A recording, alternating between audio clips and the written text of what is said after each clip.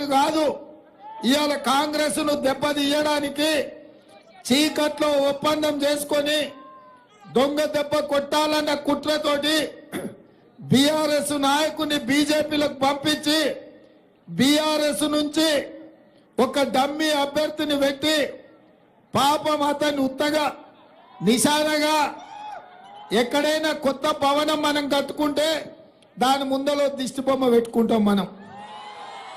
అట్లనే ఇవాళ బీఆర్ఎస్ వాళ్ళు వాళ్ళ అభ్యర్థిని ముందల పెట్టుకొని వెనకంగా బీజేపీని గెలిపించాలని ఈ నాయకుడిని అందులోకి పంపించి అందులో టికెట్ ఇప్పించి ఇవాళ క్షేత్ర స్థాయిలో కాంగ్రెస్ పార్టీని దెబ్బ కొట్టడానికి ఒక అంతర్గత అవగాహనతో ముందుకు వస్తున్నారు. ఇవాళ అందుకే ఈ వరంగల్ ప్రాంతంలో ఈ పార్లమెంటు నియోజకవర్గ పరిధిలో బీఆర్ఎస్ నాయకులు ఎవరైనా బయటికి వచ్చి ఎన్నికల ప్రచారం చేసి అభ్యర్థిని గెలిపించుకోవాలన్న ఆలోచన ఎవరైనా చేస్తున్నారా? మీరు ఒక్కసారి ఆలోచన చేయండి. ఇవాళ అందుకే బీఆర్ఎస్ క్షేత్రస్థాయిలో పనిచేసే కార్యకర్తలకు మండల స్థాయి నాయకులకు నేను విజ్ఞప్తి చేస్తున్నా.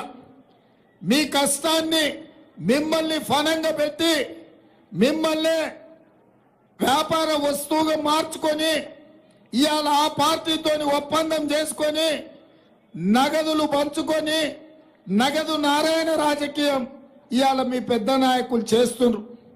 అందుకే ఇవాళ బీజేపీ వాళ్ళని గెలిపించడానికి బీఆర్ఎస్ చేస్తున్న కుట్రను తిప్పి కొట్టడానికే ఇవాళ వర్షం వచ్చినా హెలికాప్టర్ రాకపోయినా మిమ్మల్ని కలవాలి, వాస్తవాలు మీకు వివరించాలి.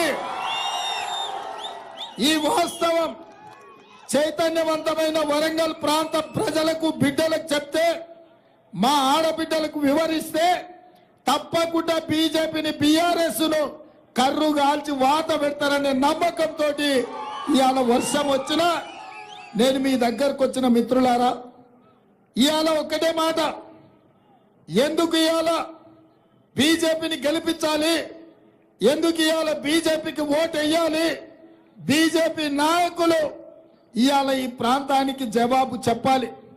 నేను అడుగుతున్న బీజేపీ నాయకులను ఇవాళ నరేంద్ర మోడీ గారిని రేపు రాబోతున్నాడు అనుకుంటే మీ ప్రాంతానికి మీరు జవాబు చెప్పినాకనే వరంగల్ గడ్డ మీద కాలు పెట్టాలి. ప్రధానమంత్రి గారు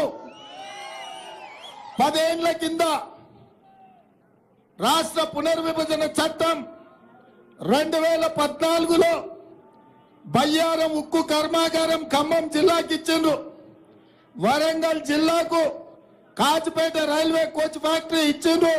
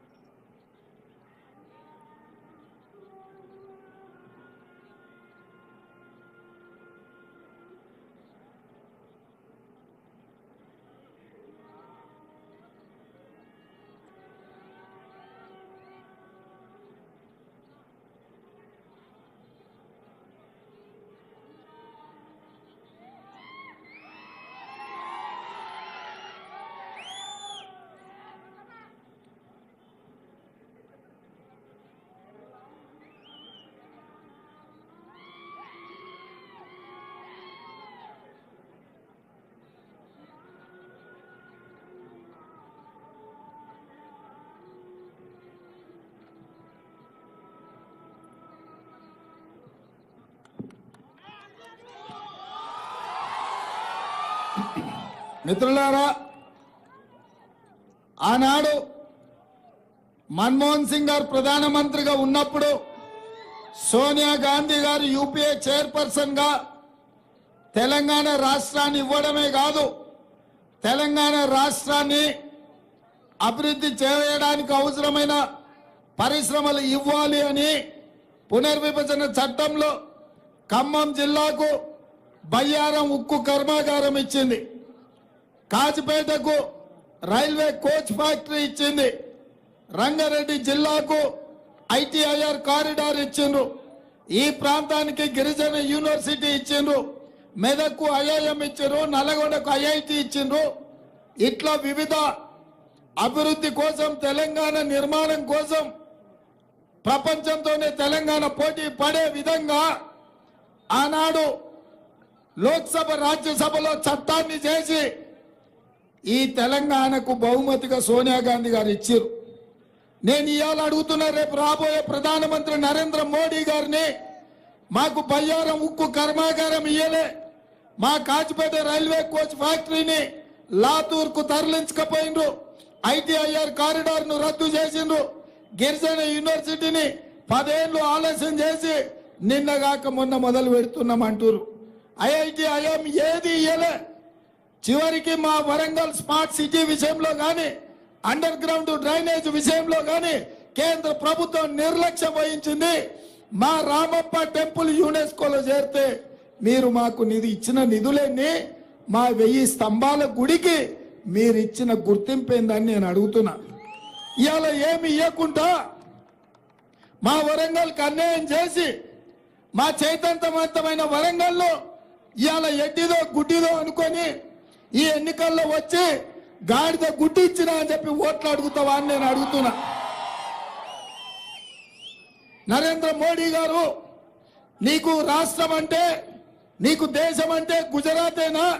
గుజరాత్ కే బుల్లెట్ ట్రైన్ ఇస్తావు, గుజరాత్ కే సబర్మతి రివర్ ఫ్రంట్ ఇస్తావు, గుజరాత్ గిఫ్ట్ సిటీ కట్టుకుంటావు, తెలంగాణకు వచ్చిన పరిశ్రమలన్నిటినీ గుజరాత్ కే తరలించకపోతావు. ఇక్కడ ఇచ్చిన పరిశ్రమలు ఏవి కూడా ఇక్కడ కొసెల్లలేదు. మా వరంగల్ ఔటర్ రింగ్ రోడ్ ఎందుకు పూర్తి చేయలే? మా వరంగల్ ఎయిర్పోర్టును ఈ రోజు నిరుపయోగంగా మార్చి మా వరంగల్ గొప్ప నగరంగా ఎదగాల్సిన మా వరంగల్ ను కాకతీయులు ఉన్నాడు, కాకతీయ సామ్రాజ్యానికే రాజధానికి ఉన్న వరంగల్ ను ఇవాళ దిక్కులేని అనాథ నగరంగా తయారు చేసినావు కదా. ప్రధానమంత్రిగా 10 ఏళ్ళు ఎందుకు మా వరంగల్కి ఏమి ఇయ్యలే? చివరికి మా రైల్వే జంక్షన్ ని కూడా ఇవాళ రద్దు చేసే పరిస్థితి వచ్చింది. దక్షిణ భారతదేశంలోనే అతిపెద్ద జంక్షన్ అయిన వరంగల్ కాచిపేట రైల్వే జంక్షన్ ని కూడా ఇవాళ రద్దు చేసే పరిస్థితి బీజేపీ తీసుకొచ్చింది. మరి మాకు అన్యాయం చేసి మా ప్రాంతానికి నిర్లక్ష్యం చేసి మాకు నిధులు ఇవ్వకపోను ఇవాళ ఏం మొహం పెట్టుకొని ఇవాళ బీజేపీ వాళ్ళు ఓట్లు అడగనికి వస్తురని నేను అడుగుతున్నా. అందుకే మిత్రులారా, 10 ఏళ్ళు ఆయన ఇయ్యలేదు, 10 ఏళ్ళు ఈయన అడగలేదు. ఇవాళ కేసీఆర్ గారు బయలుదేరి బస్ వేసుకొని బయలుదేరి చెప్తుండు దిగిపోవాల్సిందే కాంగ్రెస్ పార్టీ అని. నేను అడుగుతున్న చంద్రశేఖర్ రావును, 10 ఏళ్ళు నువ్వు అధికారంలో ఉండి సర్వనాశనం చేసి తెలంగాణను విధ్వంసం చేస్తే మొన్న జరిగిన డిసెంబర్ ఎన్నికల్లో బండకేసి కొట్టి బోర్ల పడేసి బొక్కలు ఇరగొట్టిరు తెలంగాణ ప్రజలు నిన్ను. అయినా నీ బుద్ధి మారలేదు, నీ వంకర ఆలోచనల మార్పు రాలే. నిన్న మొన్న అలా కొడుకు అంటుండు కారు ఖరాబ్ అయింది, కార్ఖానకు పోయింది, మళ్ళీ వస్తుందని. వస్తుందా నాయన? వస్తుందా? వస్తుందా? వస్తుందా? కేటీఆర్, నువ్వు ఏం చేసినా తల కిందికి కాళ్ళు మీదకి పెట్టి తపస్సు చేసినా ఖరాబై కార్ఖానకు పోవుడు కాదు. అనం జడి కార్ఖానకు పోయింది, అక్కడి నుంచి అక్కడనే జుమ్మెరాత్ బజార్లో తూకానికి అమ్మాల్సిందే నీ కారును. నీకు తెలియదేమో కానీ మీ నాయనకు తెలుసు. అందుకే మీ నాయన బస్సు వేసుకొని బయలుదేరండి, ఇంకా కారు రాదని. చూసిన బస్సులన్నీ వచ్చేమన్నా మంచి మాటలు చెప్తాడేమో, బుద్ధి తెచ్చుకుంటాడేమో. ప్రజలకు ఇన్ని రోజులు అన్యాయం చేసినా అని ప్రజల కడుపులో తలకాయ పెట్టి తెలంగాణ రైతుల కాళ్ళు పట్టుకొని క్షమించమని అడిగి 10 ఏళ్ళు నేను దోచుకున్నా, దుర్మార్గం చేసిన, ఇప్పుడైనా నేను మారుతా, నాకు అవకాశం ఇవ్వండి అని అడుగుతారేమో అనుకున్నా. ఆ మాటనే మాట్లాడతలేడు. ఎంతసేపు ఉన్నా రేవంత్ రెడ్డి దిగాల్సిందే, కాంగ్రెస్ వడిపోవాల్సిందే అని. నేను అడగదలుచుకున్న కేసీఆర్ను, అల్లా తప్పగా వాళ్ళ పిల్లల్లో వీళ్ళ పిల్లల్లో చంపి రాలేదు ఈ కుర్చీలోకి. 10 ఏళ్ళు కష్టపడి కొట్లాడి లక్షలాది మంది కాంగ్రెస్ పార్టీ కార్యకర్తలు, లక్షలాది మంది మా కాంగ్రెస్ పార్టీ కార్యకర్తలు తమ రక్తాన్ని చెమటగా మార్చి ఆ చెమట దార పోసి భుజాలు కాయలు కాసేలా 3 రంగుల జెండాను మోసి డిసెంబర్ సెమీఫైనల్స్ లో నిన్ను బొందబెట్టి ఈ అధికారాన్ని తెచ్చిరు. దిగమంటే దిగనికే ఈడెవడు అల్లా తప్పగాడు లేడు. కేసీఆర్ నువ్వు అనుకుంటున్నావేమో ఏదో పిల్లగాడే కదా చూద్దామని. చూడోసారి వరంగల్ మిర్చి తెలుసు కదా ఎట్లుంటుందో, అప్పుడు కానీ అర్థం కాదు. ఓసారి చూడు, చూస్తే తెలుస్తుంది నీకేందో కథ. ఆయన బస్సు యాత్ర మొత్తం చూసిన, మామనగర్ పోయిండు, నాగర్ కర్నూలు పోయిండు, మిర్యాలగూడ పోయిండు, భువనగిరి పోయిండు, ఇంకా సూర్యాపేట పోయిండు. ఆయన వ్యవహారం చూస్తే వెనకడికి ఎవడో తిక్కలోడు తిరునాళ్ళకు పోతానంట, వానికి ఎక్కనిక్క దిగనిక్కనే సరిపోయిందంట, చూసింది ఏంది లేదంట. చంద్రశేఖరరావు కూడా ఇవాళ ఎవరిని మభ్య పెట్టడానికి బస్సు వేసుకొని బయలుదేరినవా? 10 ఏళ్ళు నువ్వే కదా ఉన్నది, నీ దుర్మార్గానికే కదా తెలంగాణ బలైపోయింది, నీ అన్యాయంతోనే కదా 2 లక్షల ఖాళీలు ప్రభుత్వంలో పడావు పడ్డాయి. నేను వచ్చిన వెంబడే 3 నెలల్లో 30,000 ఉద్యోగాలు ఇచ్చిన. ఎవడన్నా తలమాచినోడు యాడిచ్చినాం అంటాడేమో అని ఎల్బీ స్టేడియంకు 30,000 మంది నిరుద్యోగులనే కాదు వాళ్ళ తల్లిదండ్రులను పిలిచి వాళ్ళ కళ్ళల్లో ఆనందం చూసి వాళ్ళకు నియామక పత్రాలు నేనే స్వయంగా చేతికిచ్చిన. నేను వచ్చిన 48 గంటల్లోనే మా ఆడబిడ్డల కళ్ళల్లో ఆనందం చూడాలని ఆర్టీసీ బస్సులో ఉచిత ప్రయాణం కల్పిస్తే ఇవాళకి దాదాపుగా 40 కోట్ల మంది ఆడబిడ్డలు ఆర్టీసీ బస్సులో ఉచితంగా ప్రయాణాన్ని పొందిండ్రు. అదే విధంగా 40 లక్షల కుటుంబాలకు 500 రూపాయలకే ఇవాళ సిలిండర్ వాళ్ళ ఇంటికి చేరుస్తున్నాం. దాదాపుగా 50 లక్షల కుటుంబాలకు, పేదవాళ్లకు, తెల్ల రేషన్ కార్డు ఉన్నోళ్లకు 200 యూనిట్లు ఇవాళ ఉచితంగా కరెంట్ ఇస్తున్నాం. 4.5 లక్షల ఇందిరమ్మ ఇండ్లు 22,500 కోట్లతోటి ప్రతి నియోజకవర్గానికి 3,500 మంది పేదలకు 5 లక్షల రూపాయల చొప్పున ఉచితంగా ఇవ్వాలి అని ఇవాళ మా ప్రభుత్వం మంజూరు చేసింది. రాజీవ్ ఆరోగ్యశ్రీతోని 10 లక్షల రూపాయలు ఉచిత వైద్యానికి అందిస్తున్నాం.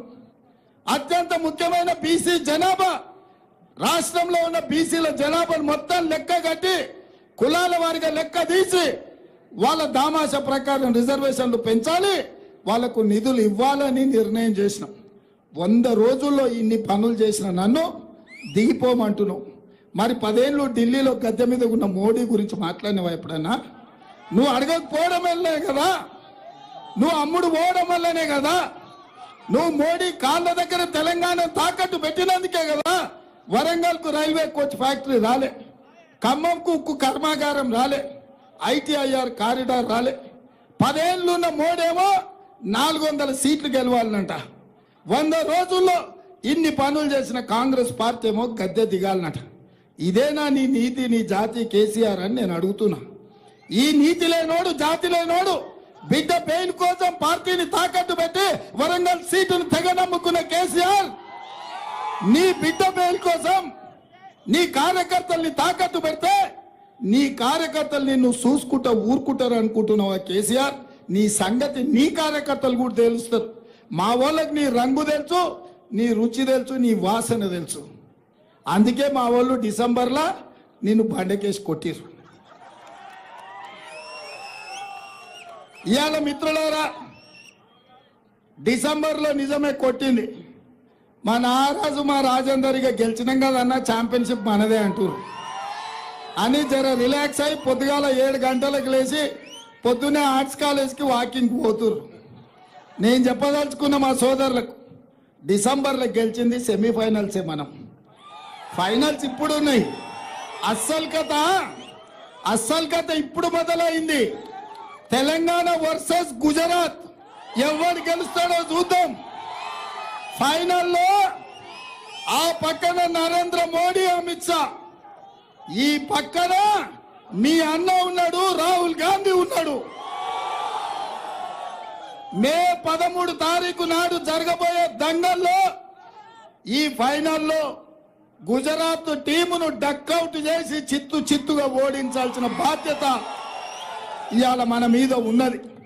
అందుకే మిత్రులారా, వాన పడ్డా, ఉరుములు ఉరిమిన, పిడుగులు పడ్డా మీ దగ్గరికి ఎందుకు వచ్చిన పై రోడ్డు మీద అంటే, రేపు జరగబోయే ఎన్నికలు కావు, రేపు జరగబోయేది పోరాటం కాదు, రేపు జరగబోయేది యుద్ధం. ఆ యుద్ధంలో ఈ వరంగల్ బిడ్డలు నా పక్కన నిలబడాలి.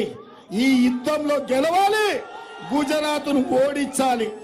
అప్పుడే కాకతీయుల పౌరుషం మనం చూపించిన వాళ్ళం అవుతాం. ఢిల్లీ సుల్తానులు వచ్చినా ఆనాడు కాకతీయ సామ్రాజ్యం తిప్పికొట్టింది, తిరగొట్టింది. ఢిల్లీ సుల్తాన్ల మీద గెలిచిన పౌరుషం ఈ కాకతీయ బిడ్డల్ది. అందుకే ఇవాళ మిత్రులారా, ఢిల్లీ సుల్తాన్లను ఓడించడానికి ఈ ఢిల్లీ గద్దె మీద, ఎర్రకోట మీద 3 రంగుల జెండా ఎగరేయడానికి ప్రతి కార్యకర్త సైనికుడిగా మారాలి. ప్రతి కార్యకర్త నడుం బిగించాలి, బూత్కు పోవాలి, తండాలలో, గూడాలలో, మారుమూల పల్లెల్లో ప్రతి తలుపు తట్టాలి, ప్రతి గుండెకు చేరాలి, ప్రతి సోదరును రప్పించాలి, పోలింగ్ బూత్ లో కాంగ్రెస్ కు ఓటు వేయించాలి. అప్పుడే ఫైనల్స్ లో మనం గెలిచిన వాళ్ళం అవుతాం. అందుకే మా మిత్రులను నేను అడగదలుచుకున్నా, ఫైనల్స్ లో గెలిపించడానికి మీరు సిద్ధం కదా? సిద్ధమా? సిద్ధమా? సిద్ధమా? సిద్ధమా? సిద్ధమా? సిద్ధమా? సిద్ధమా? 1,00,000 మెజార్టీ రావాలి. 1,00,000 ఇస్తారు కదా? కావ్యకు 1,00,000 మెజార్టీ ఇవ్వాలి వరంగల్ పార్లమెంట్ లో. నేను 1,00,000 అంటే మీరు పక్కా అనాలి. 1,00,000 1,00,000 1,00,000 1,00,000 1,00,000 1,00,000 1,00,000 1,00,000 1,00,000 1,00,000 1,00,000 1,00,000 1,00,000 1,00,000 1,00,000